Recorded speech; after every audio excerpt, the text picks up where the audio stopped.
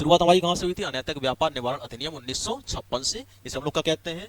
The immoral traffic prevention act. ये कहाँ से स्टार्ट हुआ था? 1955 से। 1955 में कहाँ? यूएन में, न्यूयॉर्क में एक सम्मेलन हुआ। उस सम्मेलन में क्या हुआ? 1950 में भारत ने हस्ताक्षर किए। जब हस्ताक्षर किए तो ये 26 जनवरी 1950 को भारत में संविधान लागू हुआ। और जब लागू हुआ तो आर्टिकल 23 में साफ साफ लिखा था मानव तस्करी को क्या किया जाता है? प्रतिबंधित। लेकिन उस प्रतिबंधित को और कानून बनाने के लिए हमने एक अधिनियम बनाया, और जिस अधिनियम का नाम क्या था? उस अधिनियम का नाम था अनैतिक व्यापार दमन, जिसे अलग अलग राज्य अलग अलग हिसाब से कानून चलाते थे। अलग अलग हिसाब से कानून चलाते, इसे कहते थे SITA, suppression of immoral traffic act. और उन्हीं अलग अलग कानूनों को अलग अलग चलाते समय हमने संशोधन करके हमने एक केंद्रीय कानून बनाया, और जिस केंद्रीय कानून को हम लोग कहते हैं आईटीपीए, इमोरल ट्रैफिक प्रिवेंटिव एक्ट। जब आईटीपीए बनाया तो आईटीपीए बनाने के साथ साथ उसमें हमने 25 धाराओं को मेंशन करके दिया।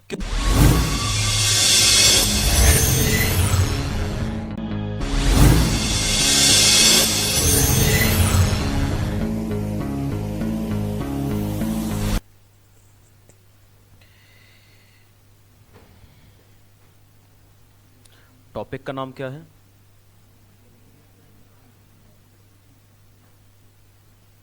अनैतिक व्यापार निवारण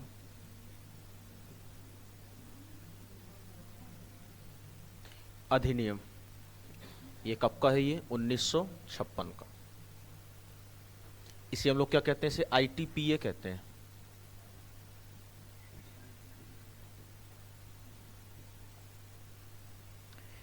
इसको इंग्लिश में क्या कहते हैं हम लोग?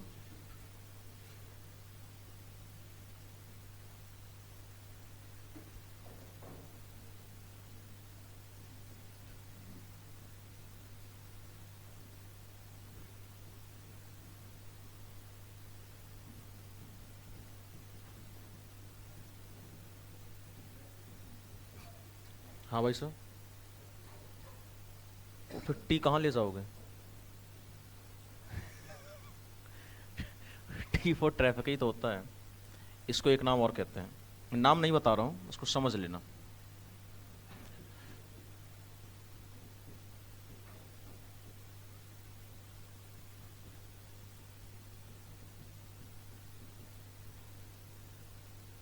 ट्रैफिक इन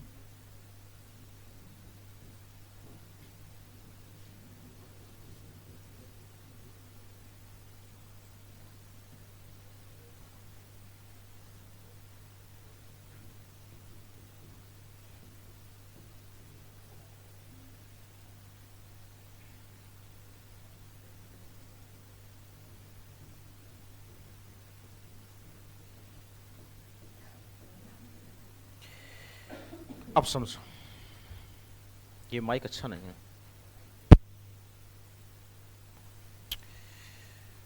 तो इसको क्या कहते हैं? अनैतिक व्यापार निवारण अधिनियम 1956। इसको दूसरा नाम भी कहते थे immoral traffic and women girls and preventive act. कहता क्या है ये आईटीपीए? मैंने शायद छोटी सी पहले आपको कहानी सुनाई थी। कौन सी कहानी?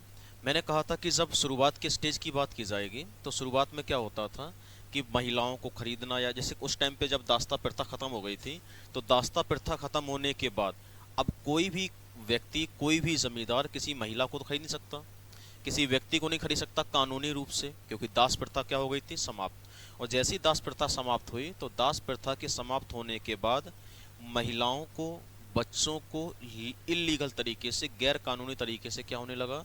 खरीदना या बेचना शुरू होने लगा। और इसको खरीदने और बेचने के लिए दलालों ने काम करना शुरू कर दिया। और जब इस चीज़ की, जब चीज़ें बहुत ज़्यादा एक्सट्रीम लेवल पर पहुंच गई, तो एक्सट्रीम लेवल पर पहुंचने के बाद क्या किया? इसको पहुंचने के बाद एक अंतर्राष्ट्रीय संगठन में, जो संयुक्त राष्ट्र में जो न्यूयॉर्क एक जगह होती है, उस न्यूयॉर्क में एक बैठक होती है, सम्मेलन कहते हैं जिसे हम लोग, एक सम्मेलन कराया जाता है। और यूएन में जब सम्मेलन हुआ तो उस सम्मेलन के तौर पे 1950 की बात है ये। 1950 में एक सम्मेलन होता है, और उस सम्मेलन में ये डिसीजन लिया जाता है कि आज के बाद हम एक ऐसा कानून बनाएं जिस कानून के तहत महिला हो या बच्चा हो, इन दोनों को हम लोग कम से कम सुरक्षा तो प्रदान कर सकें। पूरे भारत में सिर्फ एक ही कानून बनाया गया, जिसे हम लोग क्या कहते थे, अनैतिक व्यापार निवारण अधिनियम, याद रहेगा। तो पूरे भारत का सिर्फ और सिर्फ एक ही कानून है पूरे भारत में। तो मन में सवाल आता है कि अगर पूरे भारत में अगर ये कानून है तो ये लागू कहाँ होगा। तो प्रत्येक व्यक्ति जानता है कि अगर लागू होगा, कैसे लागू कराया जाएगा, कौन कौन से शब्दों का जिक्र किया जाएगा, और किसी भी अधिनियम को जब आप पढ़ेंगे तो उस अधिनियम में आने वाली सारी धाराओं को पढ़ना पड़ता है। और जब हम इस अधिनियम को पढ़ेंगे तो इस अधिनियम में कुल धाराओं की संख्या होती है 25। अगर इस अधिनियम में 25 धारा हैं तो प्रत्येक धारा कुछ ना कुछ कहती होगी, जिसमें से पहली धारा क्या कहती है, पहली धारा कहती है कि आप जिस अधिनियम को पढ़ रहे हैं उस अधिनियम का संक्षिप्त नाम, विस्तार, कार्यक्षेत्र और लागू। तो जब भी हम इस अधिनियम को पढ़ेंगे तो इस अधिनियम में कुल धारा कितनी है, इस अधिनियम में कुल धाराओं की संख्या होती है 25। अगर ये 25 धाराओं का अधिनियम है तो इसमें से जो पहली धारा होगी, धारा 1 क्या कहती है। जब भी कभी हम किसी भी अधिनियम को पढ़ते हैं तो उस अधिनियम की जो धारा 1 होती है वो बताती है उसका संक्षिप्त नाम, दूसरा बताती है विस्तार, तीसरा बताती है कार्यक्षेत्र।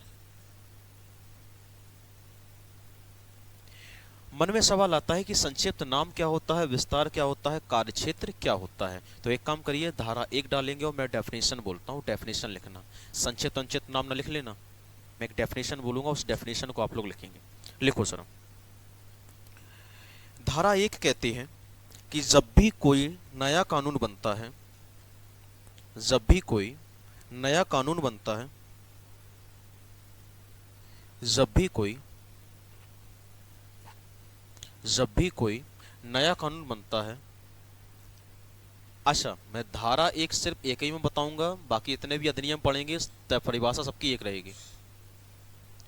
डेफिनेशन में यही लिखवाऊंगा, जितने भी अधिनियम पढ़ेंगे सारे अधिनियमों की डेफिनेशन सिर्फ यही रहेगी, डेफिनेशन चेंज करने की कोई आवश्यकता नहीं होगी।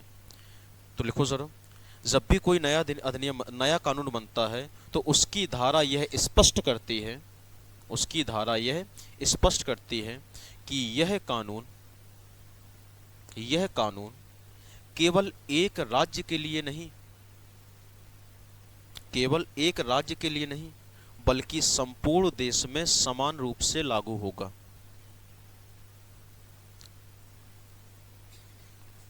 Thank you. यह कानून केवल एक राज्य के लिए नहीं बल्कि संपूर्ण देश में समान रूप से लागू होगा।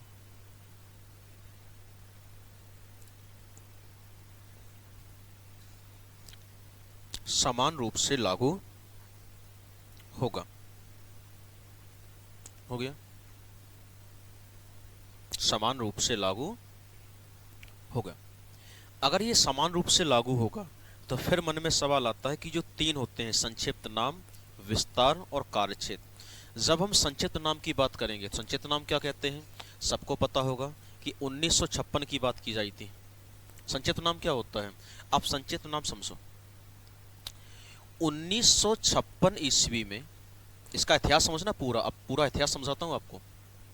धारा 1 में 1950, संक्षिप्त परिचय है ये पूरा।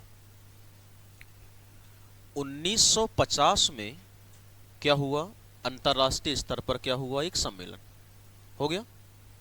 1950 में क्या हुआ, यूएन में क्या होता है, एक सम्मेलन होता है, यहाँ पे न्यूयॉर्क।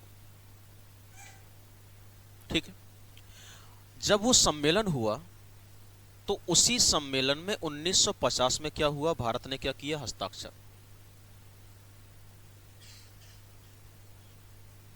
हस्ताक्षर कर दिए। जब उसने हस्ताक्षर किए तो हम भारत वापस आ गए। और भारत की जब बात की जाएगी तो भारत में 26 जनवरी 1950 को संविधान लागू हो गया।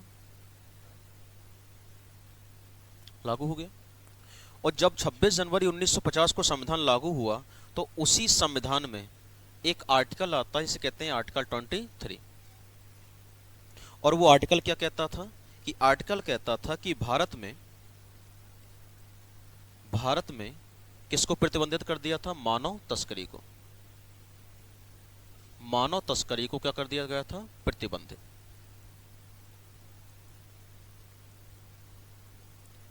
और जैसे ही आर्टिकल 23 में मानव तस्करी को प्रतिबंधित किया, तो प्रतिबंधित करने के बाद 1956 ईस्वी में हमने एक अधिनियम लागू किया। 1956 में हमने एक अधिनियम लागू किया, और 1956 की अगर बात की जाए, चाहे उसके पहले की बात कर लो, चाहे 1956 की बात कर लो, मैं संक्षिप्त नाम पे ही पहुंचता हूं। तो 1956 की अगर जब हम बात करेंगे, तो पहले क्या होते थे? प्रत्येक राज्य अपने अपने हिसाब से कानून बनाता था। अगर प्रत्येक राज्य अपने अपने हिसाब से अगर कानून बनाता था, तो उस कानून को हम लोग कहते थे सीटा, SITA। क्या पानी बरस रहा क्या? बहुत बढ़िया है, बरस जान दो। हाँ, तो जब 1956 की जब बात की जाएगी, तो 1956 में क्या होता था कि 1956 में प्रत्येक राज्य, मैं लिखता हूं यहां पे, प्रत्येक राज्य अपने अपने हिसाब से कानून बनाते थे राज्य स्तर पर। प्रत्येक राज्य अपने अपने हिसाब से क्या बनाते थे? कानून बनाते थे। कानून बनाते थे। अगर प्रत्येक राज्य अपने अपने हिसाब से कानून बनाएगा, तो उस कानून को कहते क्या थे? हम उसी कानून को कहते थे सीटा। उसी कानून को क्या कहते थे? सीटा। तो हम ये कह गए कि ये प्रारंभिक नाम हो गया हमारा। क्या कहते थे? सीटा। इस सीटा का मतलब क्या होता है? इस सीटा का मतलब होता है सपरेशन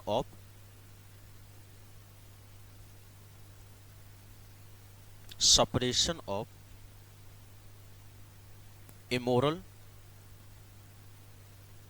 ट्रैफिक एक्ट, मतलब अनैतिक व्यापार दमन। हम इसको क्या कहते थे पहले? इसको कहते थे अनैतिक व्यापार दमन।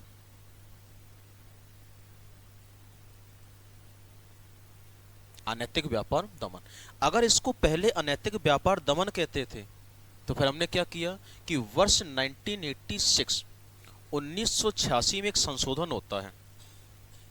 क्या होता है? 1986 में एक संशोधन हुआ, और उस संशोधन के तहत जिसे हम लोग सीटा कहते थे, अब उसे क्या कहने लगे? उसे कहने लगे ITPA। परसेंट है। तो ये प्रारंभिक नाम हो गया। मतलब कहानी कहां से स्टार्ट होती है? सीटा से। सीटा मतलब प्रत्येक राज्य अपने अपने हिसाब से कानून बनाएगा। अगर प्रत्येक राज्य अपने अपने हिसाब से कानून बनाएगा, तो वो कानून कैसा होगा? वो कानून होगा राज्य स्तर का। अगर वो कानून राज्य स्तर का है, तो कोई कहे कि सीटा किस प्रकार का कानून था? तो सीटा होता था राज्य स्तर का। राज्य स्तर का। और जब इस राज्य स्तर का कानून था, तो प्रत्येक राज्य अपने अपने हिसाब से कानून बनाएंगे, और जब प्रत्येक राज्य अपने अपने हिसाब से कानून बनाएंगे, इसे सेपरेशन भी कह दीजिए। हो सकता है कि आप लोग स्टेट समझते हो, स्टेट इमोरल ट्रैफिक एक्ट, लेकिन वो क्या है? उसका फुल फॉर्म क्या है? इसका फुल फॉर्म होता है separation of immoral traffic act, मतलब अनैतिक व्यापार दमन। जब ये राज्य स्तर पर कानून था, तो प्रत्येक राज्य के कानून अलग अलग होते हैं, तो सारे कानूनों को क्या किया? हमने मिक्स किया, और मिक्स करने के बाद हमने बनाया ITPA। और ये ITPA क्या है? इसे कहते हैं केंद्रीय कानून। इसे हम लोग क्या कहते हैं? इसे कहते हैं केंद्रीय कानून।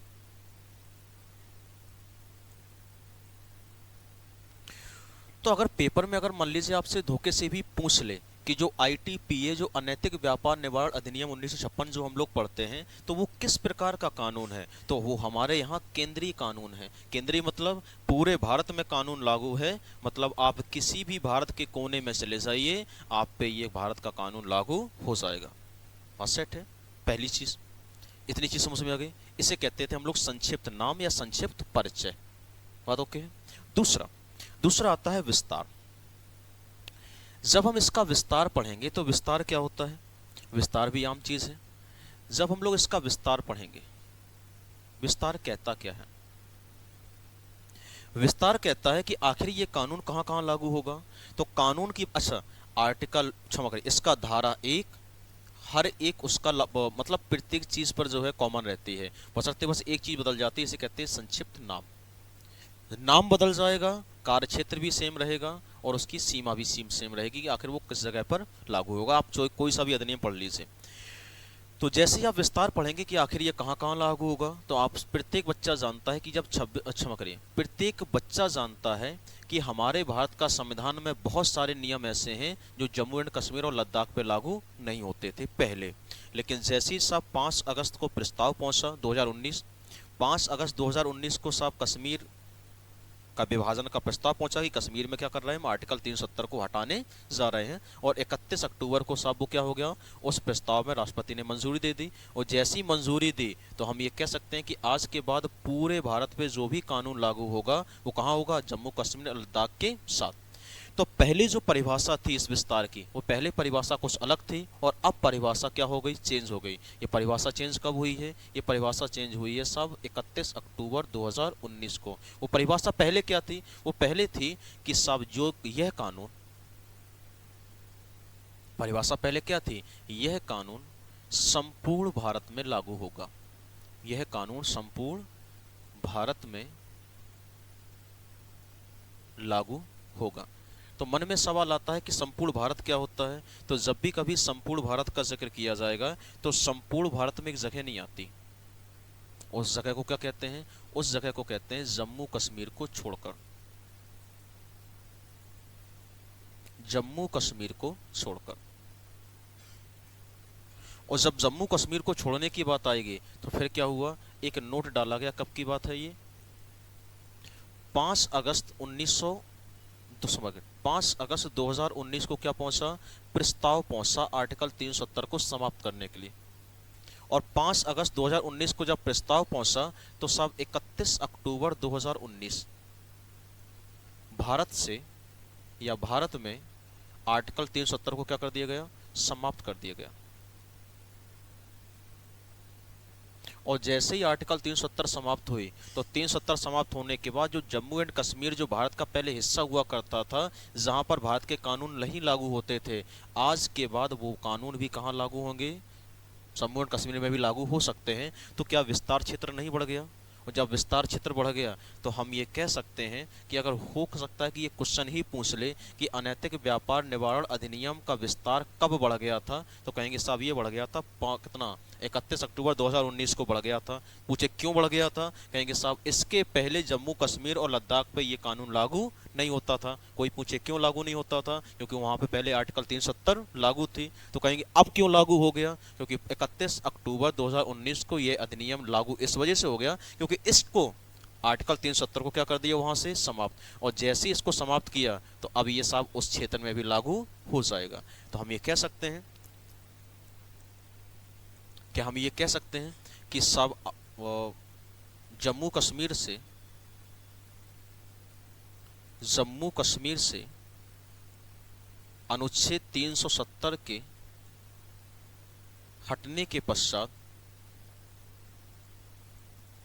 यह कानून कहां कहां लागू हो जाएगा, यह कानून संपूर्ण भारत में लागू हो जाएगा, संपूर्ण भारत में लागू हो जाएगा।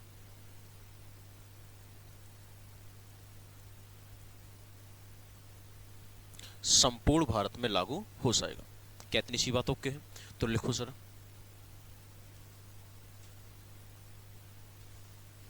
संक्षिप्त नाम हो गया, ठीक। हाँ, संक्षिप्त नाम में विस्तार लिख लीजिए, जैसा लिखा है ऐसा ही सेम टू सेम छाप लीजिए। आप कोई भी, हाँ अच्छा नाम नोट नहीं किया आपने अभी, लो तो नाम नोट कर लो, इस नाम को नोट कर लीजिए।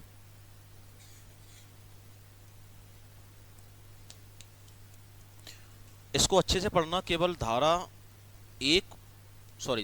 2 बड़ी है केवल, बस धारा 2 में क्योंकि आ जाती हैं परिभाषाएं। अगर आपने एक बार परिभाषाओं को सीख लिया तो बाकी की जितने भी आपके सेक्शंस हैं वो बहुत आसान है, छोटे छोटे भी हैं।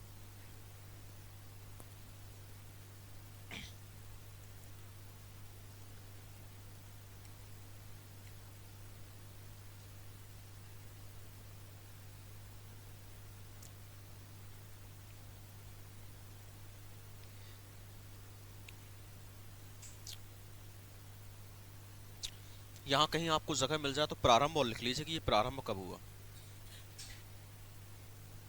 प्रारंभ लिख लेना, प्रारंभ कब हुआ, यहाँ लिख देता हूँ।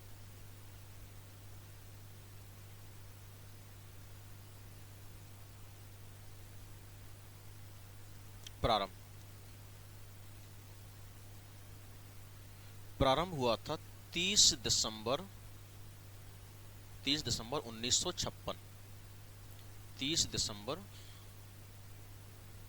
1956 को 1956 को राष्ट्रपति की मंजूरी मिल गई थी।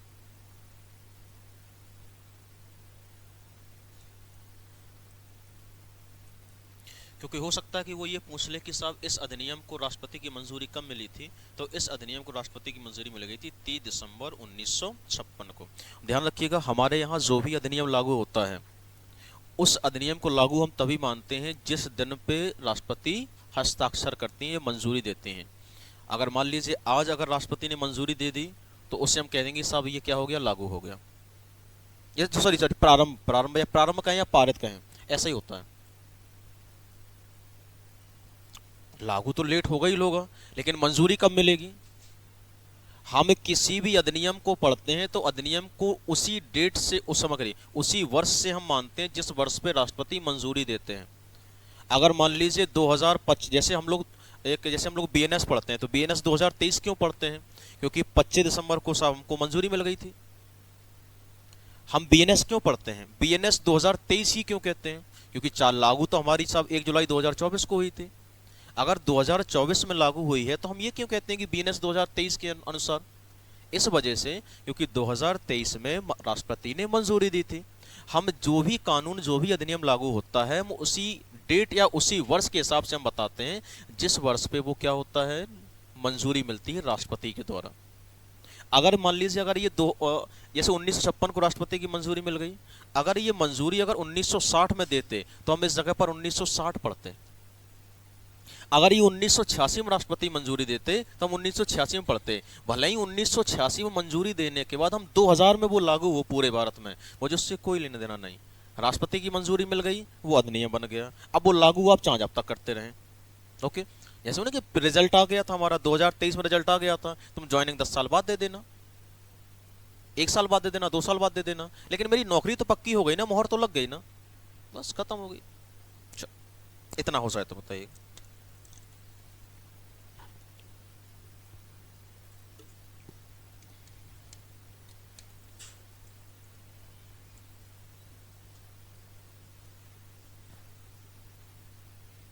हो गया, ये भी हो गया। इसको लिखो फिर जल्दी चलें आगे। इसको अच्छा, हाँ भाई साहब, विस्तार कहाँ रह गया, अच्छा ये रह गया।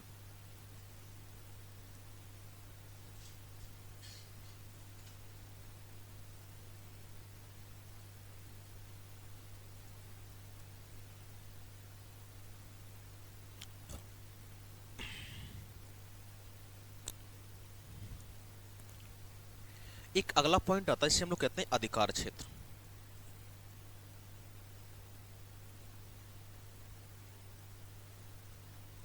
मन में सवाल आता है कि अधिकार क्षेत्र क्या होता है। अधिकार क्षेत्र का मतलब होता है कि आखिर जो कानून आपने बनाया है उस कानून को लागू कौन करेगा, और मान लीजिए किसके तहत ये सारी की सारी कार्रवाइयां होंगी। तो ध्यान रखिएगा, अगर अधिकार क्षेत्र का मतलब यह है कि पूरे भारत में कहीं भी अगर इस प्रकार की कोई एक्टिविटी होती है कहीं भी, तो भाई इसके द्वारा जिस भी पुलिसकर्मी को अपॉइंट किया जाएगा या जो भी न्यायालय होगा, वो न्यायालय सब संविधान के हिसाब से सब आप पे केस नहीं चलाएगा। वो केस चलेगा किसके तहत, इसी अधिनियम के तहत। मान लीजिए कहीं भी किसी पूरे भारत में किसी भी व्यक्ति को जो है मानव तस्करी करते हुए पकड़ लिया।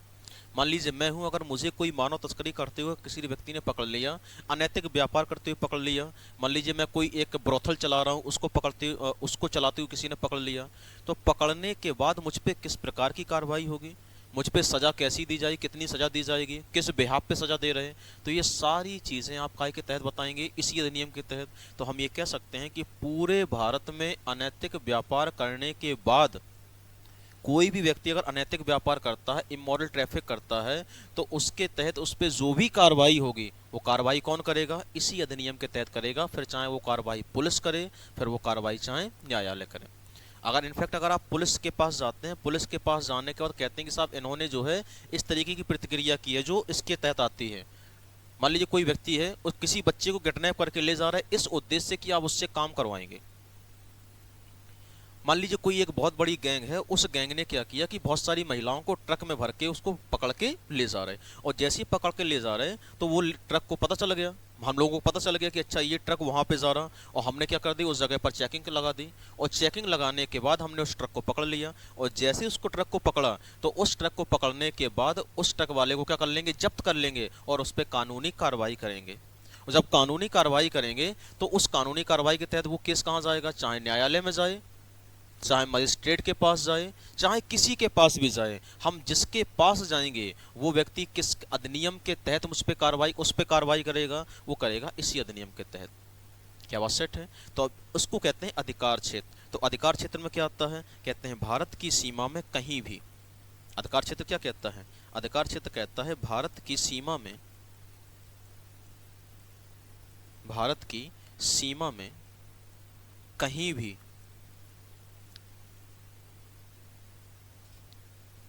अनैतिक व्यापार,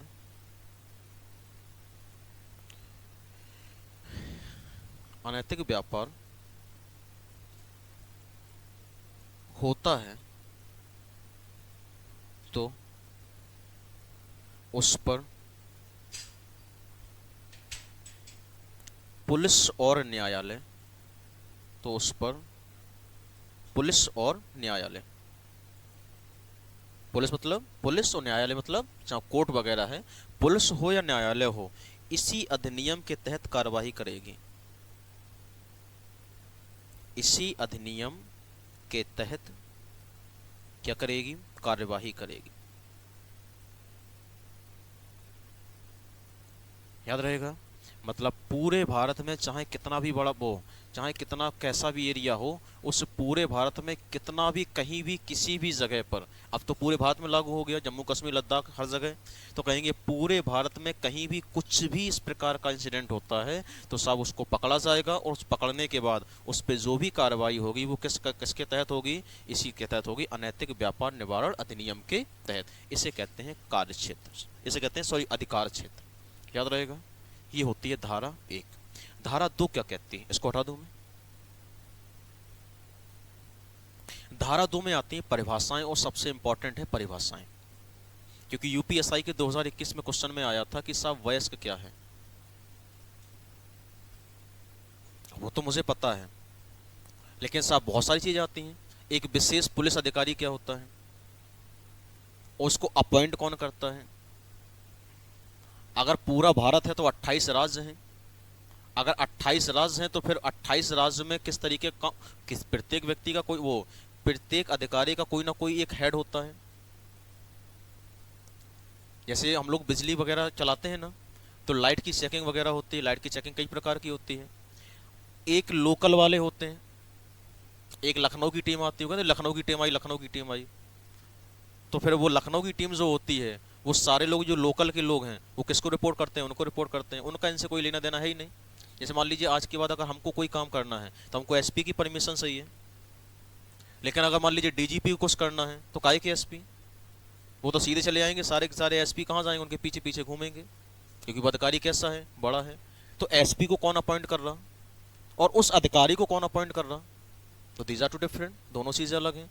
तो इसको अपॉइंट करने की वाली बात क्या है, तो उसको कहते हैं परिभाषाओं के अंतर्गत पढ़ेंगे कि पुलिस क्या होता है, बच्चा क्या होता है, बालक क्या होता है, वयस्क क्या होता है, ये आपका सुरक्षा गृह क्या होता है। तो बहुत सारी परिभाषा होती हैं, जैसे कहेंगे वैश्यालय क्या होता है। तो कौन सी धारा होती है, धारा 2। धारा 2 क्या कहती है, धारा 2 बड़ी इंपॉर्टेंट है। धारा 2 में आती हैं परिभाषाएं,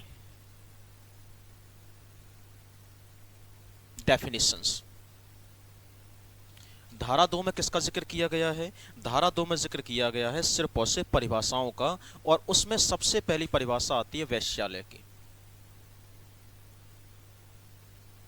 ब्रोथल। हाँ जी, और क्या, क्योंकि इसमें डेफिनेशन जितनी भी दी गई हैं सारी डेफिनेशंस काम की हैं। तो उनमें सबसे पहली डेफिनेशन क्या है, ब्रोथल। वैश्यालय क्या है? वैश्यालय का मतलब होता है एक स्थान। स्थान का मतलब क्या है, कहेंगे जिसे हम लोग कहते हैं कोठा। वैश्य, दो शब्द आते हैं, एक शब्द आता है वैश्य और दूसरा शब्द आता है वैश्यालय। एक शब्द आता है वैश्य और दूसरा क्या आता है, वैश्यालय। मन में सवाल आता है कि वैश्या क्या होती है। वैश्या को समझे, फिर वैश्यालय को समझे। वैश्या वो होती है जो रुपए के बदले अनैतिक कार्य, रुपए के बदले, पैसे के बदले या कोई कीमती वस्तु के बदले जो अपना शरीर किसी दूसरे को दे दे अनैतिक व्यापार करने के लिए। अच्छा, अब पैसे के बदले अपना शरीर किसी को देने का मतलब क्या है, कि हो सकता है कि वो क्या बन जाए, वो वैश्या बन जाए, पहली कंडीशन। अच्छा, जरूरी नहीं कि वो वैश्या ही बने, वो अपना शरीर किसी दूसरे व्यक्ति को जो है शोषण करने के लिए भी वो दे सकता है, लेकिन वो इस जगह पर मेंशन करके वो उसने नहीं दिया। जैसे मान लीजिए मैं हूं, अब इसमें चाहे पुरुष हो चाहे वो स्त्री हो, कोई भी हो, ऐसा नहीं कि सिर्फ महिलाओं के लिए ही है। मैंने क्या बोला था कि अब इसमें पुरुष शब्द को क्या कर दिया, इंक्लूड कर दिया, जोड़ दिया है। अगर पुरुष शब्द को जोड़ दिया है तो इसमें महिला भी है, फिर इसमें स्त्री भी हो गई। तो कहते हैं चाहे पुरुष हो चाहे महिला हो, इनके लिए जो भी शोषण वाली चीजें होंगी किसी में भी, तो उसमें मैंने क्या कहा, वैश्या। अगर हम वैश्या को समझेंगे तो वैश्या का मतलब क्या हो गया, वैश्या का मतलब होता है कि कोई भी महिला, कोई भी महिला, कोई भी महिला पैसे के लिए या किसी कीमती वस्तु के लिए, दो शब्दों को बड़ा याद रखिएगा, पैसा या कीमती वस्तु, पैसा या कीमती वस्तु के लिए अनैतिक कार्य के लिए, अनैतिक का मतलब क्या हो गया, इमोरल, जिसकी परमिशन नहीं मिलती मुझे, अनैतिक कार्य के लिए अगर अपना शरीर किसी दूसरे को दे देती है तो उसे कहते हैं वैश्या। उस महिला को कहेंगे वैश्या। तो फिर वैश्यालय क्या है, कहेंगे जिस स्थान पर वो ये काम करेगी उसे कहेंगे वैश्यालय। बात ठीक है, जैसे हम लोग कहते हैं कोठा, ब्रोथल, बात ठीक है। तो कोई महिला की बात करेगा तो महिला क्या कहलाएगी, वैश्या, और वो जिस जगह पर वो ये काम कर रही है उसे कहेंगे हम लोग वैश्यालय। अगर जिस जगह पर वो काम कर रही तो वो जगह कौन सी होनी चाहिए, अगर वो जिस जगह पर ये काम कर रही तो वो जगह कौन सी होनी चाहिए, तो कहेंगे सब जगह का मतलब होता है जगह वो कोई सी भी हो। जैसे कहेंगे चाहे एक कमरा हो, कोई कमरा भी हो सकता है, कोई घर भी हो सकता है, कोई कार भी हो सकती है, और कोई बस भी हो सकती है, कोई जहाज भी हो सकता है। बस सेट। तो मैंने क्या बोला, कोई कमरा हो, कोई बस हो, कोई कार हो, कोई जीप हो, कोई जहाज हो, मतलब कोई भी स्थान हो। स्थान का मतलब बस वो स्थान सार्वजनिक ना हो। नहीं, सार्वजनिक का मतलब क्या होता है, कोई भी स्थान है वो सब वैश्यालय है। बस इतना है कि भाई किस स्थान पर आप चला सकते हैं, उसकी परमिशन मिलती है कि आप किस जगह पर चला सकते हैं, कितना एरिया आपका, जैसे 200 मीटर, आप कोई भी सार्वजनिक स्थान है उस सार्वजनिक स्थान से आप 200 मीटर अंदर तक चला सकते हैं। अगर आप 200 मीटर के अंदर नहीं चला रहे, मान लीजिए पूरा का पूरा मोहल्ला है, तो ये मोहल्ले में मान लीजिए आपने यहाँ खोल दिया, तो हमने क्या कहा कि भाई एक काम करो 200 मीटर के दायरे में खोलना है, मतलब आपने खोल यहाँ दिया है, खोलना आपको इस जगह पर था, मतलब इतने एरिया में, आपको इस एरिया पे पूरा आपको क्या करनी थी, छोड़ना चाहिए था, यहाँ नहीं चलाना चाहिए था आपको। आप यहाँ चलाते चल जाता, यहाँ चलाते चल जाता, लेकिन आपने खोल दिया। तो भाई चाहे यहाँ खोलो तब भी ये वैश्यालय है, चाहे यहाँ खोलो तब भी क्या है, ये वैश्यालय है। वैश्यालय का मतलब क्या हो गया, एक स्थान। अब वो स्थान चाहे वो उस क्राइटेरिया के अंदर आता हो चाहे क्राइटेरिया के बाहर आता हो, मुझे क्या फर्क पड़ता है। तो मैंने क्या बोला कि वैश्यालय क्या होता है, वैश्या समझ गए कि वो महिला, जो महिला रुपए या कीमती वस्तु के बदले अनैतिक कार्य के लिए अपना शरीर किसी दूसरे को दे दे, दैट इज कॉल्ड क्या, वैश्या। और वैश्यालय क्या है, जिस जगह पर वो दे उसे वैश्यालय, वो स्थान, वो जगह, वो कमरा, वो सब क्या कहलाएगा, वैश्यालय। याद रहेगा। तो वैश्यालय क्या कहता है, कोई कमरा, कोई घर, कोई कार, कार हो या बस हो, या कोई भी ऐसा स्थान, कोई भी ऐसा स्थान जहां पर, कोई भी ऐसा स्थान जहां जहां अनैतिक व्यापार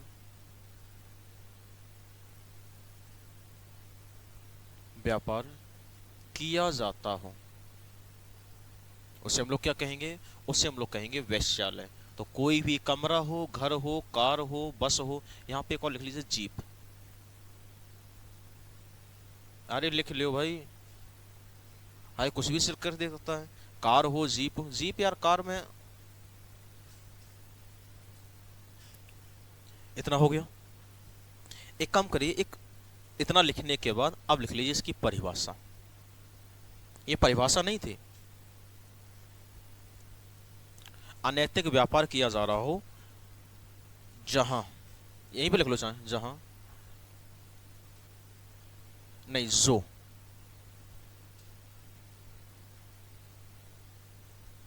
आर्थिक लाभ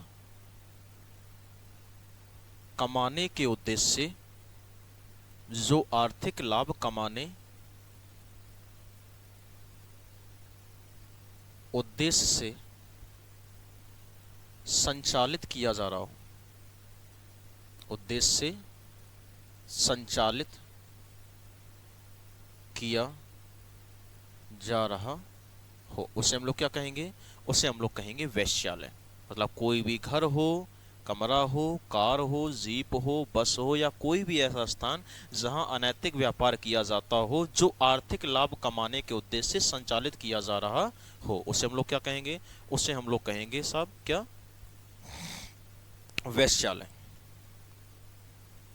हो गया। दूसरी परिभाषा क्या आती है? दूसरी परिभाषा आती है वेश्या के। मैंने क्या बोला? मैंने बोला ये सीक्वेंस से नहीं है, बस आपको परिभाषाओं पे आपको ध्यान देना है, सीक्वेंस पे नहीं। दूसरी परिभाषा किसकी आती है? दूसरी परिभाषा आती है वेश्या की। वेश्या की परिभाषा क्या कहती है? वेश्या क्या होती है? मैंने अभी थोड़ी देर पहले बताया कि एक ऐसी महिला, वेश्या का मतलब होता है एक ऐसी महिला जो रुपए या कीमती वस्तु के बदले, रुपए या कीमती वस्तु के बदले, रुपए या कीमती वस्तु के बदले, वस्तु के बदले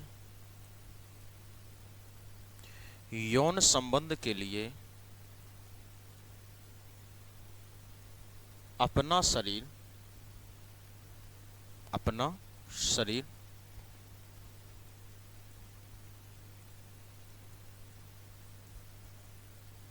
किसी दूसरे को प्रदान कर दे। ध्यान रखिएगा, आगे चल के मैं बताऊंगा कि परमिशन हो चाहे परमिशन ना हो, दोनों अलग हैं, दोनों सब अपराध हैं। भले ही चाहे आपकी परमिशन हो चाहे ना हो, कल के दिन हो सकता है कि आप ये कहना शुरू कर दें कि नहीं नहीं नहीं नहीं, हम तो अपनी इच्छा से कर रहे थे। क्या फर्क पड़ता है? इच्छा हो आपकी चाहे इच्छा ना हो, ये दोनों ही चीजें आपके लिए कतई साफ मना है, साफ साफ। क्या बात? ओके। तीसरा शब्द आती है, परिभाषा आती है बालक की। बालक क्या होता है? तीसरा शब्द आती है बालक की। बालक क्या होता है? बालक हम लोग उसे कहते हैं जो 16 वर्ष से कम आयु का हो। तो बालक की परिभाषा क्या कहती है? तीसरी परिभाषा आती है बालक की। क्या कहते हैं इसको हम लोग? चाइल्ड। बालक की परिभाषा कहती है, कहने के साहब ऐसा बालक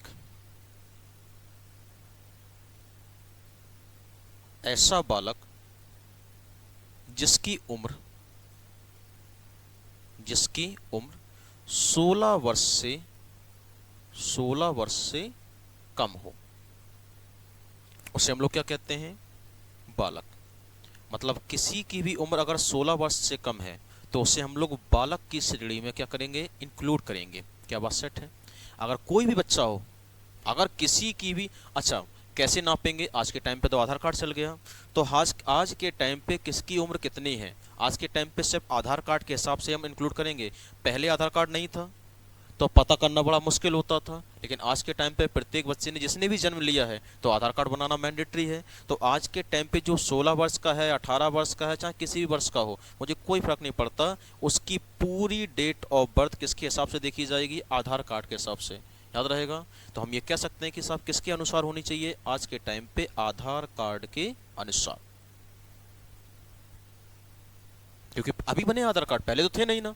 तो आज के टाइम पे हम, आप लोग फॉर्म भरते हैं तो आधार कार्ड मैंडेटरी है, आधार कार्ड में जो डेट ऑफ बर्थ है उसी के हिसाब से लगेगी आपकी डेट ऑफ बर्थ। हाँ ठीक है। तो हम ये कह सकते हैं कि ऐसा बालक जिसकी उम्र 16 वर्ष से कम हो, उसे हम लोग क्या कहते हैं? उसे हम लोग कहते हैं बालक। तीसरी परिभाषा आती है नाबालिग की।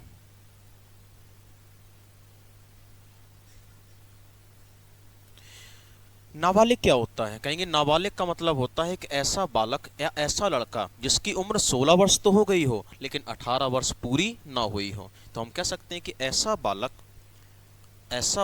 जिसकी उम्र 18 वर्ष से कम और 16 वर्ष से अधिक हुई हो।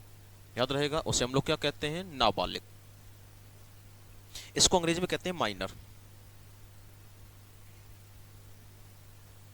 तो हम कह सकते हैं कि ऐसा बालक जिसने 16 वर्ष की आयु तो पूरी कर ली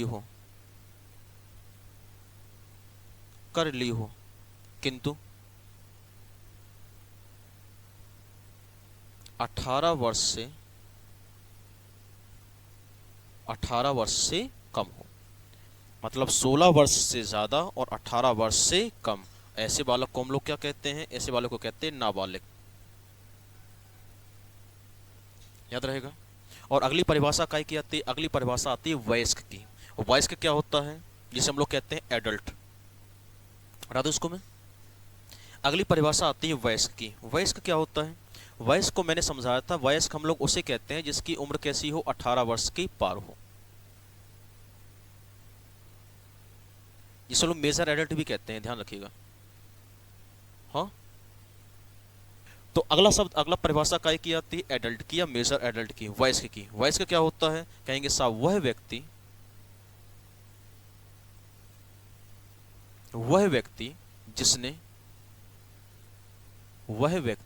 जिसने 18 वर्ष की आयु पार कर ली हो, उसे हम लोग क्या कहेंगे? उसे हम लोग कहते हैं एडल्ट। कोई व्यक्ति अगर 18 वर्ष से ज्यादा का हो गया तो उसे हम लोग क्या कहेंगे? वयस्क। हो गया? ठीक है। अगला एक शब्द आता है, इसे कहते हैं वेश्यावृत्ति। अब हमने सिर्फ वेश्यालय पढ़ा था, अगला शब्द आता है वेश्यावृत्ति। वेश्यावृत्ति क्या होता है?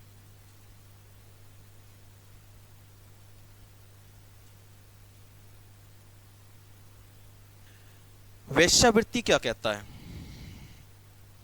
वेश्यावृत्ति कहता है कि मान लीजिए कोई भी व्यक्ति है, वेश्यावृत्ति का मतलब होता है कोई भी व्यक्ति अगर ऐसा है जो व्यक्ति पैसा कमाने के लिए अगर ये काम करता है, उसे कहते हैं वेश्यावृत्ति। अब चाहे वो काम करे, वो चाहे काम करवाए, दोनों चीजों में अंतर है। क्योंकि जब हम आगे चल के सेक्शन 3 पढ़ेंगे तो सेक्शन 3 में साफ साफ मेंशन करके दिया है कि सब वेश्यावृत्ति को चलाना या वेश्यालय को चलाना और वेश्यालय को चलवाना, दोनों चीजों में क्या है? अपराधी माना जाएगा आपको। तो इसे कहते हैं वेश्यावृत्ति। वेश्यावृत्ति का मतलब होता है कि कोई भी व्यक्ति अगर पैसा कमाने के लिए अगर इस प्रकार का अनैतिक कार्य करता है तो उसे हम लोग कहते हैं वेश्यावृत्ति। इसे दलाली तो फिर जाने गए होंगे, दलाली। तो दलाली शब्द का जिक्र करके दिया है, तो कहेंगे दलाली काहे में है? वेश्यावृत्ति में हम लोग काउंट कर दिए जाएंगे। तो लिखो जरा इसको। वेश्यावृत्ति में व्यावसायिक उद्देश्य के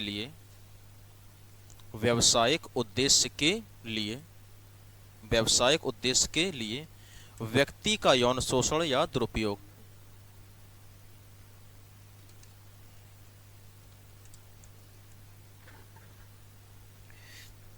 व्यावसायिक उद्देश्य के लिए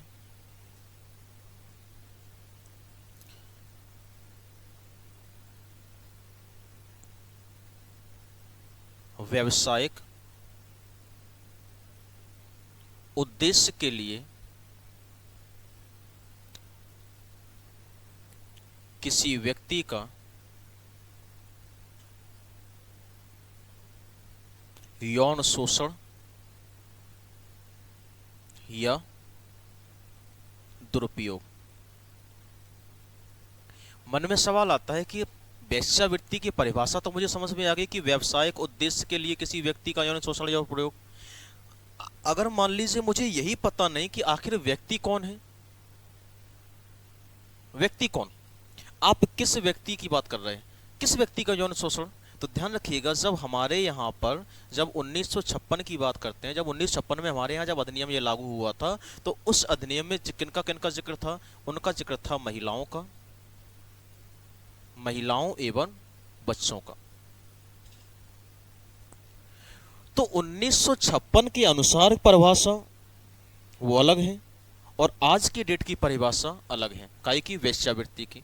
क्योंकि वेश्यावृत्ति का जब हम जिक्र करेंगे तो व्यावसायिक उद्देश्य के लिए किसी व्यक्ति, तो व्यक्ति कौन होगा, तो कहेंगे व्यक्ति वो होगा चाहे महिला हो चाहे बच्चा हो। और जब इन दोनों शब्दों को जब मेंशन करके दिया तो सब इन दोनों शब्दों में एक चीज का जिक्र नहीं, इसे कहते हैं पुरुष।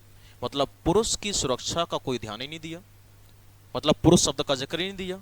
जब पुरुष शब्द का जिक्र नहीं किया तो इसीलिए वर्ष 1986 में जो संशोधन हम लोग पढ़ते हैं ना, तो 1986 के संशोधन के अनुसार इसी में वेश्यावृत्ति में भी किसको शामिल किया गया, पुरुषों को भी शामिल किया गया।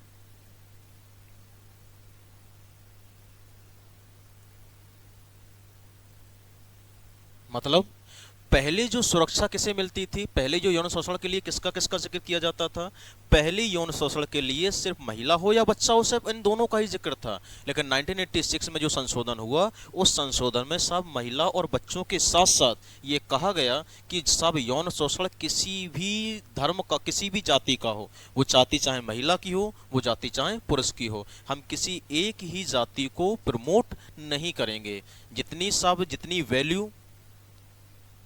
वैल्यू सब महिलाओं की है उतनी ही वैल्यू किसकी है, पुरुषों की भी है। क्योंकि हमारे भारत में संविधान लागू है और संविधान में लिंग के आधार पर भेदभाव नहीं होगा। ये कहीं भी मेंशन नहीं है कि सब महिलाओं के साथ ही उत्पीड़न हो सकता है, केवल पुरुषों के साथ भी तो हो सकता है। कई जगह चलते हैं ऐसे भाई उस विदेशों में तो फिलहाल चलते ही हैं ये सब, विदेशों में तो ऐसे चल। शायद मैंने सुना था कोई एक ऐसा देश है और जिस देश में महिलाओं की संख्या ज्यादा है और पुरुषों की संख्या कम है। अगर पुरुषों की संख्या कम है तो सीधी सी बात है उनकी तो डिमांड ज्यादा होगी ही होगी। अगर उनकी डिमांड ज्यादा है तो वो तो उनको तो दिन दहाड़े छेड़ा जाएगा। तो क्या उनकी सुरक्षा नहीं है, हैं? बड़े ट्रेंड पे रहते होंगे वो लोग, उनका भी जलवा होगा भाई, दबदबा भौकाल वो भी कहते होंगे काश अच्छे देश में जन्म लिए यार, मजा आ गया।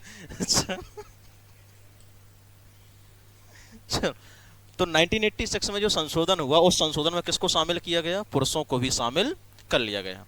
क्यों किया गया, क्योंकि जो अधिनियम पहले लागू हुआ था उस अधिनियम में पुरुषों को कोई भी परिभाषित नहीं किया था। अगर पुरुषों की परिभाषा शामिल नहीं थी तो पुरुषों की सुरक्षा पर ध्यान नहीं दिया जा रहा था। तो अब क्या हुआ, अब पुरुषों की सुरक्षा पर ध्यान दिया गया और 1986 में संशोधन हो गया, याद रहेगा। तो व्यक्ति कौन, अब व्यक्ति की परिभाषा क्या है, अब व्यक्ति की परिभाषा हो गई चाहे महिला हो, चाहे बच्चे हो और चाहे पुरुष हो। इन तीनों के लिए जो भी यौन शोषण जो होगा उसका दुरुपयोग करेंगे तो वो काय की श्रेणी में आएगा, वेश्यावृत्ति की श्रेणी में हम लोग इंक्लूड कर जाएंगे। याद रहेगा, एक शब्द आता है इसे कहते हैं प्रोस्टिट्यूशन, इसी को कहते हैं वेश्यावृत्ति को, प्रोस्टिट्यूशन। मैं लिख दूं कैसे छोड़ दूं, इससे अंग्रेजी का कोई मतलब नहीं है। प्रोस्टिट्यूशन, इसी को कहते हैं प्रोस्टिट्यूशन।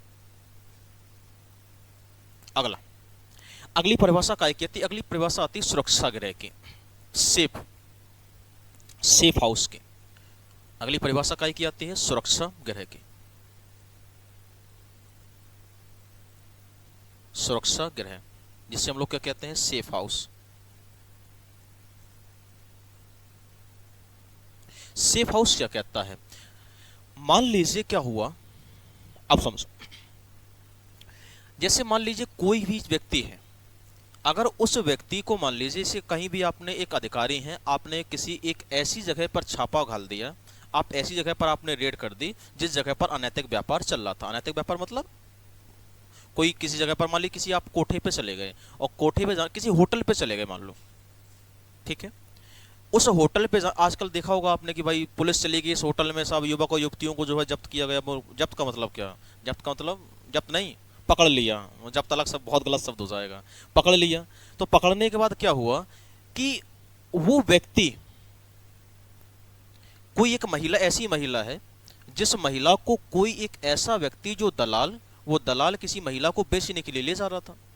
बात को समझना। या कोई एक ऐसा काम करने के लिए ले जा रहा था, वेश्यावृत्ति वाला काम करने के लिए ले जा रहा था। और जब उसकी खबर हम मुझे पता चली तो हमने उसको पकड़ा, और उसको पकड़ने के बाद हमने दोनों लोगों को पकड़ा। उस व्यक्ति को भी पकड़ा जो उस महिला को ले जा रहा था। मान लीजिए कोई ए नाम का व्यक्ति है, मान लीजिए कोई ए नाम का व्यक्ति है, वो बी नाम की महिला को पकड़ के ले जा रहा। ये व्यक्ति इस महिला को पकड़ के ले जा रहा। अब एक समय के बाद क्या हुआ कि आगे चल के जैसे ही आगे पहुंचे, आगे पहुंचने के बाद हम लोगों ने पकड़ लिया उसको। और जैसे ही हम लोगों ने पकड़ा तो हमने किसको किसको पकड़ा? हमने ए को भी पकड़ा, हमने बी को भी पकड़ा, दोनों को पकड़ा।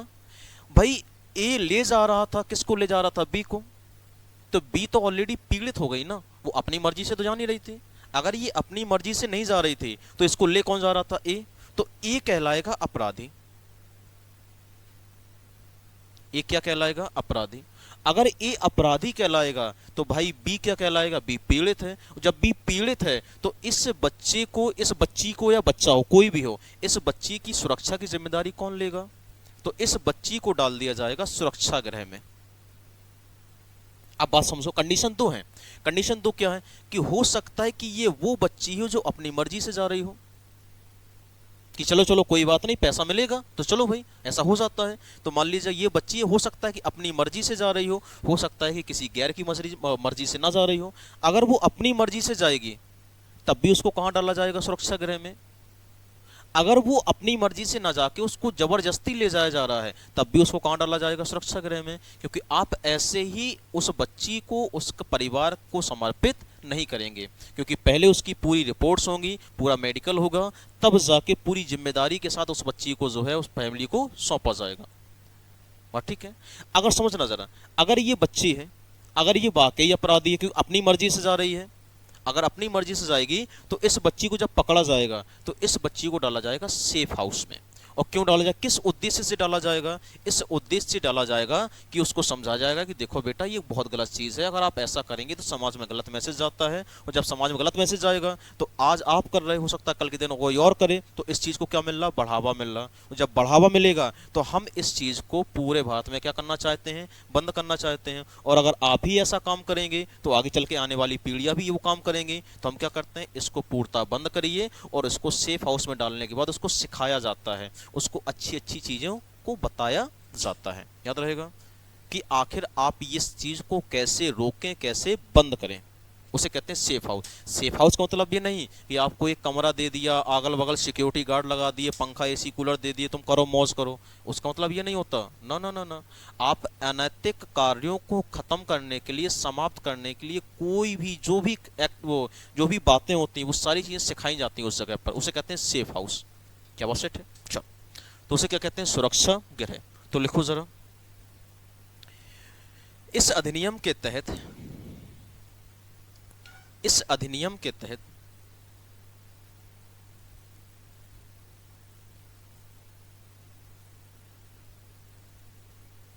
इस अधिनियम के तहत बचाए गए व्यक्तियों को, व्यक्ति कौन है यहाँ पे? अब व्यक्ति तो जाने गए होंगे, कौन व्यक्ति? पीड़ित व्यक्ति, जिन व्यक्तियों को उस जगह से बचाया गया है। तो इस अधिनियम के तहत बचाए गए व्यक्तियों को लाइसेंस प्राप्त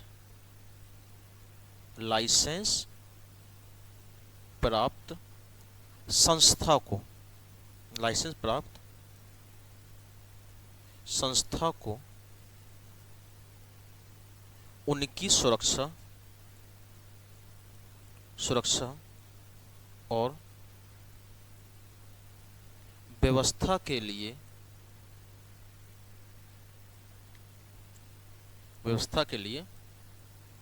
रखा जाता है।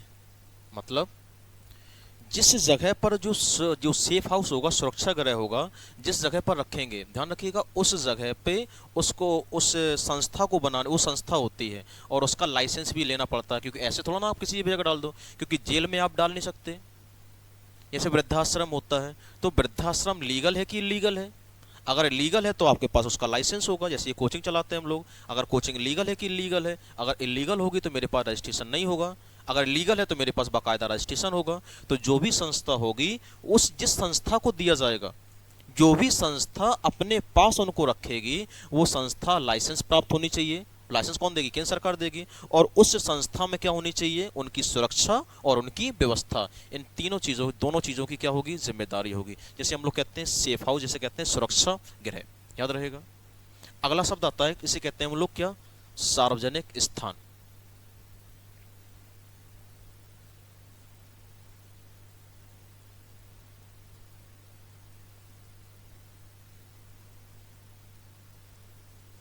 सार्वजनिक स्थान।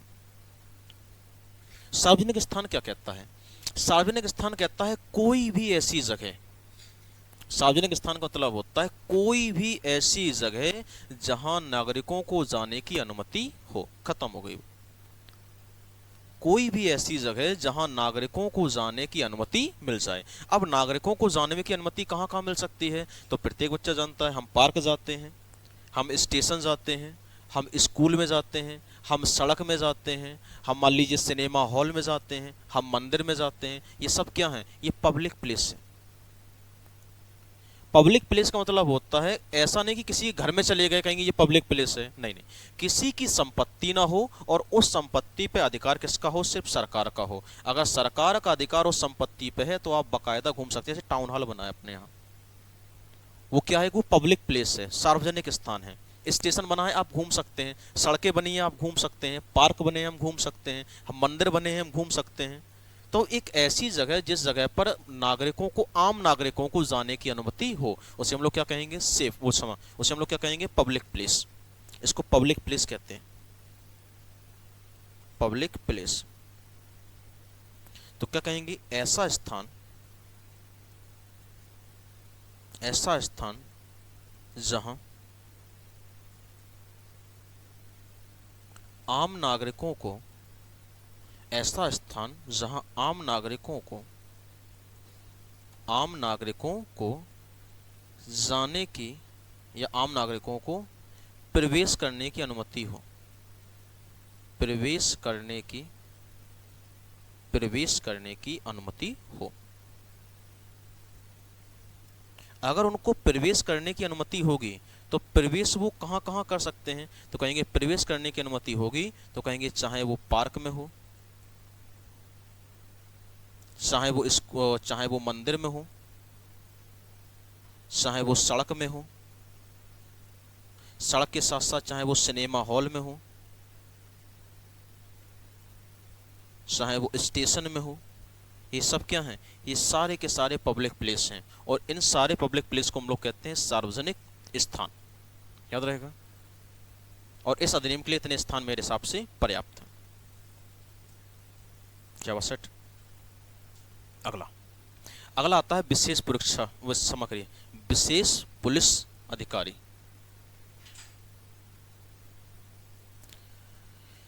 अगली जो परिभाषा आती है उसे कहते हैं विशेष पुलिस अधिकारी। विशेष पुलिस अधिकारी, स्पेशल पुलिस ऑफिसर। विशेष पुलिस अधिकारी क्या होता है? हम सब जानते हैं कि अगर विशेष पुलिस अधिकारी की बात की जाएगी तो ऐसा नहीं कि कोई भी व्यक्ति साहब उनको पकड़ने के लिए चला जाएगा। जैसे मान लीजिए आज के टाइम पे बजरंग दल वाले हैं, तो कहीं भी चले जाते हैं, किसी को भी रोकने लगते हैं, तो कहेंगे आपको अथॉरिटी किसने दी? चालान काटने की परमिशन क्या प्रत्येक पुलिस वाले को है? नहीं, प्रत्येक पुलिस वाले को थोड़ा ना है। जैसे मान लीजिए मैं इस जगह पर पढ़ा रहा हूँ, तो क्या इस जगह पर पढ़ाने के लिए क्या प्रत्येक व्यक्ति को परमिशन है? नहीं है, लेकिन कुछ विशेष नियमों के तहत। ऐसा नहीं कि कोई भी चला जाए, कोई भी पढ़ाना स्टार्ट कर दे, तो कहेंगे ऐसे पढ़ाना थोड़ा क्या हो जाएगा? वो गलत हो जाएगा।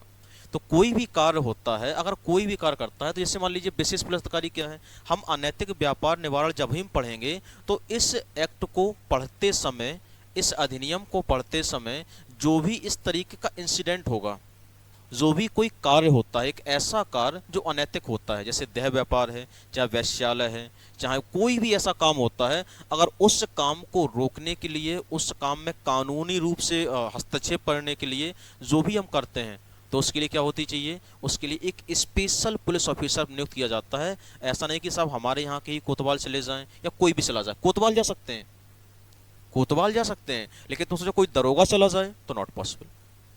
आरपीएफ का कोई व्यक्ति कभी तलाशी लेने गया है होटल्स की? नहीं। कोई सीबीआई का व्यक्ति जा सकता है? नहीं। तो ऐसा नहीं कि कोई भी पुलिस व्यक्ति हो, कोई भी पुलिस अधिकारी हो, और वो पुलिस अधिकारी साहब किसी भी जगह पे जाके छापा मार दे और कहे, कोई उससे पूछे कि आप किस लिए आए, आपको अधिकार किसने दिया, तो कहेंगे हम पुलिस वाले हैं, हम कुछ भी कर सकते हैं, तो कहेंगे आपको ये परमिशन नहीं है। जिसका जैसा काम उसको वैसा नियम बना के दिया गया है, उसको वैसा काम बना के दिया कि आप क्या काम कर सकते हैं। और वैसे ही अनैतिक व्यापार के लिए सब एक अलग से पुलिस प्रशासन बना के रखा है। पुलिस प्रशासन बनेगा तो मन में सवाल आएगा, साहब ये तो दो तरीके के होते हैं, एक वो है जो राज्य की परमिशन के तहत बनेगा, एक वो है जो केंद्र की परमिशन के तहत बनेगा। अगर राज्य की परमिशन के तहत बनेगा तो उसे क्या कहेंगे, क्योंकि राज्य की परमिशन के तहत बनेगा तो मान लीजिए उत्तर प्रदेश है, मान लीजिए पूरा का पूरा पूरे भारत के नक्शे में, ये पूरा भारत का नक्शा है, और इस पूरे भारत के नक्शे में, इस पूरे भारत के नक्शे में मान लीजिए केरला है। अगर ये केरल है तो इस केरल में साहब केंद्र राज्य सरकार चलेगी। अगर इस जगह पर अगर केरल में राज्य सरकार है तो यहाँ के पुलिस अधिकारी सिर्फ और सिर्फ यहाँ तक देख पाएंगे। और मान लीजिए केरल में जो पुलिस अधिकारी हैं, केरल वालों को यह पता चल गया या केरल की सरकार को पता चल गया कि देह व्यापार यहाँ के साथ साथ उत्तर प्रदेश में भी देह व्यापार हो रहा, तो क्या केरल की पुलिस उत्तर प्रदेश चली जाएगी? कैसे जा पाएगी? अगर मान लीजिए केरल की पुलिस को पता चल जाए कि सब आंध्र प्रदेश में भी यही काम हो रहा, तो क्या वो केरल की पुलिस आंध्र प्रदेश चली जाएगी? नहीं। इनफैक्ट हम कह सकते हैं कि केरल की पुलिस बगल वाले में भी नहीं जा पाएगी, तेलंगाना में वो चाय के भी नहीं जा पाएगी। केरल की पुलिस ऊपर भी नहीं जा पाएगी, गोवा चली जाए नहीं जा पाएगी, हैदराबाद नहीं जा सकती। क्यों नहीं जा सकती? क्योंकि उसकी सीमा क्या कर दी, निर्धारित कर दी कि भाई अगर आप पुलिस को आपको अगर ये काम दिया गया है तो आप सिर्फ और सिर्फ अपने राज्य तक ही सीमित हैं। लेकिन अगर राज्य तक सीमित है तो ये कानून तो पूरे भारत का है। अगर ये कानून भारत का है तो एक पुलिस अधिकारी ऐसा भी होगा जो सारे राज्यों पे भी कंट्रोल करेगा। मतलब एक पुलिस अधिकारी वो है जो सिर्फ केरल तक सीमित है, सिर्फ आंध्र प्रदेश तक ही सीमित है, लेकिन एक पुलिस अधिकारी वो बैठा है जो किसी भी राज्य में जाके साफ छापा घाल सकता है, किसी भी राज्य में, किसी भी राज्य में। जैसे हम लोग बिजली बिल जमा करते हैं ना, तो बिजली बिल जमा करते समय प्रत्येक व्यक्ति को, जैसे पुलिस वाले होते हैं, अलग अलग चौकी होती है और प्रत्येक चौकी मोहल्ले के हिसाब से वो डिसाइड की जाती है कि इस मोहल्ले की ये चौकी, उस मोहल्ले की चौकी है। मान लीजिए राजेंद्र नगर की चौकी में जो भी दरोगा अपॉइंट किया जाएगा तो वो सिर्फ और सिर्फ राजेंद्र नगर के ही केस देखेगा, किसी दूसरे मोहल्ले के केस कैसे देखेगा, क्योंकि उसको वो अथॉरिटी नहीं है। लेकिन सब जो कोतवाल हैं वो कोतवाल तो किसी की भी देख सकते हैं, किसी भी मोहल्ले में जाके देख सकते हैं। तो कंडीशन दो बन गई। तो वैसी क्या हो गए, वैसी जो विशेष पुलिस अधिकारी हैं वो विशेष पुलिस अधिकारियों को भी हमने कितने भागों में बांट दिया, दो भागों में। एक राज्य के द्वारा, एक राज्य के अधीन, और दूसरा किसके अधीन होगा, केंद्र के अधीन। क्या बात सेट है? तो लिखो जरा इसी में परिभाषा में, इस अधिनियम के तहत, इस अधिनियम के तहत प्रावधानों को लागू करने के लिए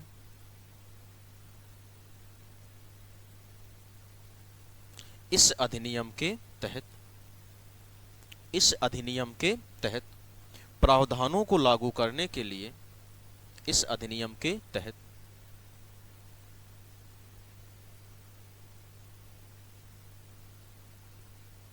इस अधिनियम के तहत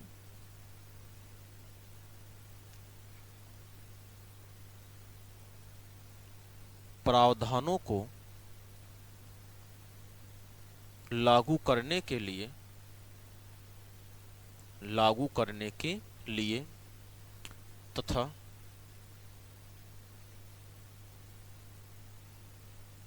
कानूनों की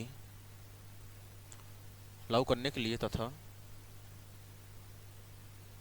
उनकी कानून जारी करने के लिए तथा उन घटनाओं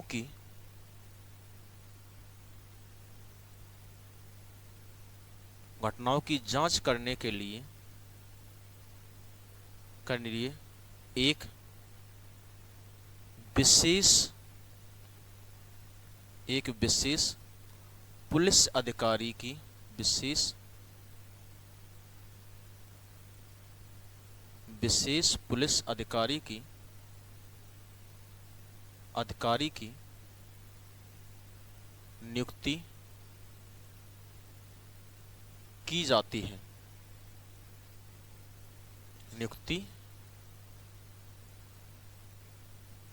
है। अगर विशेष पुलिस अधिकारी की नियुक्ति की जाएगी तो शायद सब लोग जानते होंगे कि नियुक्तियां होंगी दो तरीके की। एक करेगा राज्य सरकार और एक कौन करेगी? केंद्र सरकार।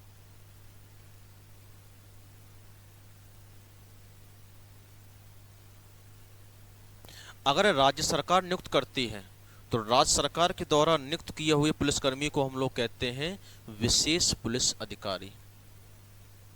विशेष पुलिस अधिकारी याद रहेगा। तो जिस विशेष पुलिस अधिकारी को हम लोग परिभाषित कर रहे हैं वो कौन सा है? वो राज्य का है। और जो केंद्र अपॉइंट करता है उसे कहते हैं दुर्व्यापार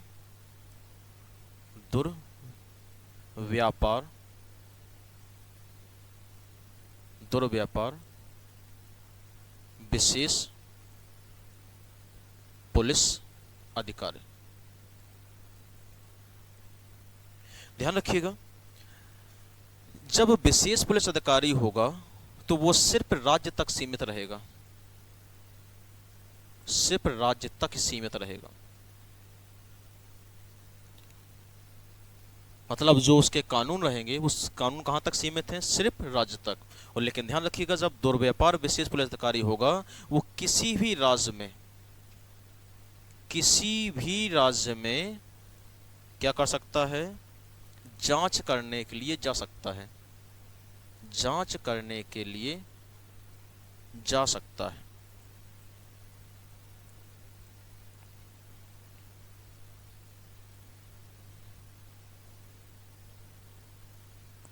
विशेष पुलिस अधिकारी, जैसे उत्तर प्रदेश में अगर जो अनैतिक व्यापार निवारण है उसके लिए जो भी पुलिसकर्मी को अपॉइंट किया जाएगा वो कहां तक सीमित रहेगा? सिर्फ उत्तर प्रदेश तक ही सीमित रहेगा। लेकिन अगर जो केंद्र द्वारा जो दुर्व्यापार पुलिस अधिकारी है वो कहां तक सीमित है? वो उत्तर प्रदेश तक नहीं, आप पूरे उत्तर प्रदेश नहीं, पूरे भारत के किसी भी राज्य में जाके वो उसकी जांच पड़ताल कर सकता है। तो ध्यान रखिएगा, पुलिसकर्मी कितने प्रकार के हैं? दो, राज्य द्वारा अपॉइंट किया जाता है और केंद्र द्वारा। तो अगर मान लीजिए वो पूछ ले कि केंद्र द्वारा केंद्र द्वारा जो निर्वाचित या केंद्र द्वारा जो क्या कहते हैं अपॉइंट किया जाता है, इसी पुलिस को नियुक्त किया जाता है, उसे हम लोग क्या कहते हैं? उसे कहते हैं दुर्व्यापार पुलिस अधिकारी। दरोगा के ऊपर, सॉरी कोतवाल के ऊपर, राज्य वाला कोतवाल या कोतवाल से ऊपर, इसे कहते हैं इंस्पेक्टर। तो जो हमें लिखवा देता हूं ना उसको, जो राज्य सरकार का होगा तो वो कौन से रैंक का होता है? राज्य सरकार जो सीमित रहेगा इसे कहते हैं इंस्पेक्टर या इंस्पेक्टर से ऊपर, इंस्पेक्टर या इससे ऊपर का अधिकारी।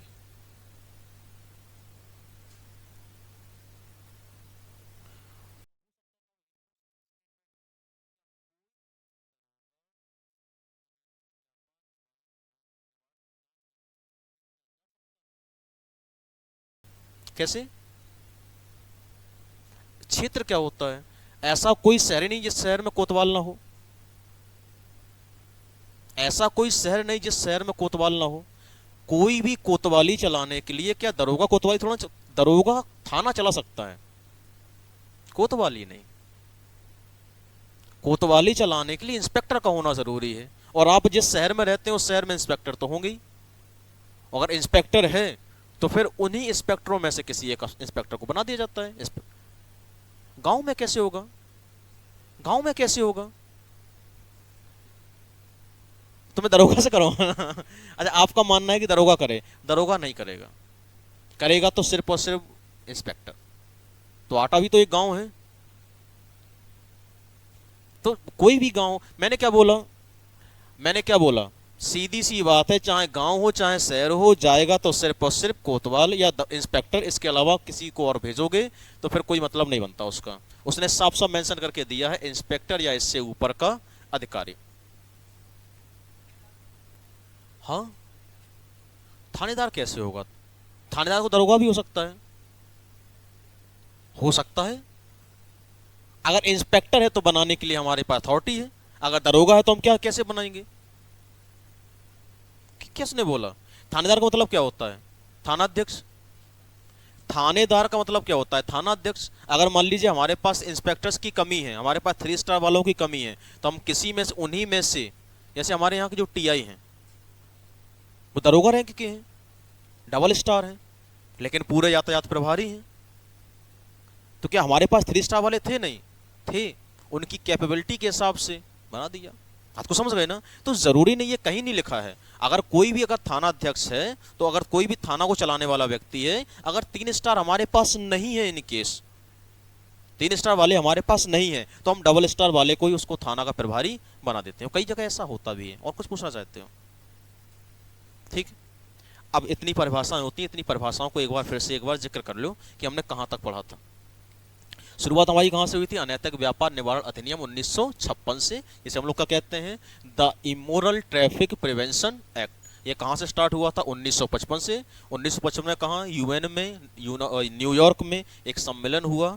उस सम्मेलन में क्या हुआ? 1950 में भारत ने हस्ताक्षर किए। जब हस्ताक्षर किए तो ये 26 जनवरी 1950 को भारत में संविधान लागू हुआ। और जब लागू हुआ तो आर्टिकल 23 में साफ साफ लिखा था, मानव तस्करी को क्या किया जाता है? प्रतिबंधित।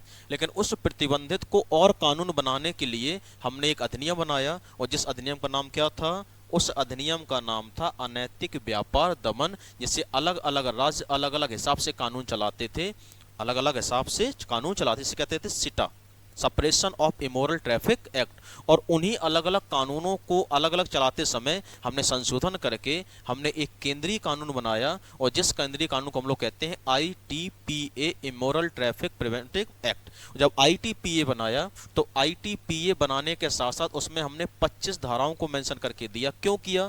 क्योंकि बहुत सारी कमियां थी। जो पहले जो चलता था, अनैतिक व्यापार दमन चलता था, उसमें सिर्फ महिला और बच्चों का जिक्र था, लेकिन उसके बाद हमने पहली बार 1986 में जो संशोधन हुआ, उस संशोधन के तहत हमने पुरुषों को भी परिभाषित किया, पुरुषों की भी सुरक्षा का जिक्र किया। जब जिक्र किया तो उन्हीं 25 धाराओं में से जो पहली धारा आती है, उस पहली धारा में संक्षिप्त नाम, विस्तार, कार्यक्षेत्र और आधिकारिक क्षेत्र, इन चीजों का जिक्र किया था। बात सेट है। और इतना पढ़ने के बाद जो धारा 2 आती है, तो धारा 2 में हमने किसको पढ़ा था? परिभाषाओं को। और जब धारा 2 में हमने परिभाषाओं को पढ़ा तो सबसे पहली जो परिभाषा आती है किसकी? वेश्यालय की। वेश्यालय मतलब कोई भी एक स्थान जिस जगह पर ये अनैतिक कार्य चल रहा हो, चाहे वो कमरा हो, चाहे वो कोई भी कार हो, चाहे वो जीप हो, चाहे वो मकान हो, चाहे वो कोई जहाज ही क्यों ना हो। दूसरी परिभाषा किसकी थी? सब वेश्या की। वेश्या मतलब एक ऐसी महिला जो पैसे या कीमती वस्तु के बदले अनैतिक कार्य या यौन शोषण के लिए या यौन संबंधों के लिए अपना शरीर किसी दूसरे को दे दे। तीसरी परिभाषा किसकी थी? बालक की। बालक उसे कहते हैं जो 16 वर्ष से कम आयु का हो। नाबालिग वो होता है जो 16 वर्ष से ज्यादा तो है लेकिन 18 वर्ष से कम आयु का हो। और तीसरी परिभाषा किसकी थी? वयस्क की। वयस्क कहते हैं उसे वह व्यक्ति जिसने 18 वर्ष की आयु पूरी कर ली हो। जिसने 18 वर्ष का लड़का हो गया हो उसे हम लोग क्या कहते हैं? उसे कहते हैं सब वयस्क। वेश्यावृत्ति क्या होता है? वेश्यावृत्ति मैंने समझाया था कि कोई भी व्यवसायिक उद्देश्य के लिए किसी व्यक्ति का यौन शोषण या दुरुपयोग, जैसे हमने कहा था साहब क्या? दलाल। दलाल क्या करता है? दलाल यही सब तो करता है। अगर दलाल के द्वारा की गई जो दलाली है उसे कहते हैं वेश्यावृत्ति। और व्यक्ति की जब जिक्र करेगा तो व्यक्ति कितने होंगे? या तो महिला की बात करेगा या तो बच्चों की बात करेगा। महिला और बच्चों के साथ साथ उनमें पुरुषों का जिक्र नहीं था, इसलिए 1986 में जो हमने संशोधन किया था, उस संशोधन के तहत पहली बार हमने पुरुषों को भी सुरक्षा पे ध्यान दिया और पुरुषों को भी हमने क्या किया? शामिल किया। फिर अगला शब्द आता है सुरक्षा गृह।